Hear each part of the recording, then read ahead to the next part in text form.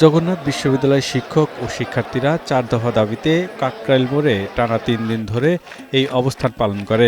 দাবি আদায়ে শুক্রবার বিকেলে গণ অনশন শুরু করে তারা। তাদের স্লোগানে মুখরিত হয়ে ওঠে চারদিক। অবশেষে তাদের দাবি মেনে নিতে বাধ্য হয় সরকার। সন্ধ্যায় সেখানে যান বিশ্ববিদ্যালয় মঞ্জুরি কমিশনের চেয়ারম্যান অধ্যাপক ডক্টর এস.এম.এ. ফয়েজ। তার কাছে দাবিগুলো তুলে ধরেন উপাচার্য। বাজেট বৃদ্ধি করার মাধ্যমে শিক্ষার্থীদের প্রথম দাবির বিষয়ে সিদ্ধান্ত নেওয়া হয়েছে। আবাসন সংকট নিরসনে আমাদের শিক্ষার্থীদের প্রয়োজন বিবেচনা করে খুব দ্রুত অস্থায়ী হল নির্মাণের কাজ শুরু করা হবে মর্মেও সিদ্ধান্ত নেওয়া হয়েছে। পরে তাদের উত্থাপিত ৪ দফা দাবি মেনে নিয়ে পানি পান করিয়ে অনশন ভাঙান ইউজিসির চেয়ারম্যান। পরে সাংবাদিকদের সঙ্গে কথা বলেন তিনি।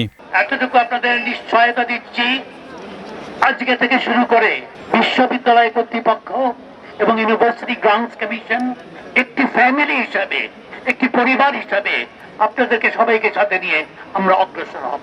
এ সময় সব দাবি মেনে নেওয়ার আনন্দে পরিসমাপ্তি ঘোষণা দেন জগন্নাথ বিশ্ববিদ্যালয়ের শিক্ষক সমিতির সাধারণ সম্পাদক। আমাদের স্টেক হোল্ডার যারা আছে, আমাদের ছাত্র প্রতিনিধি যারা আছে, আমরা সবার সাথে কথা বলেছি।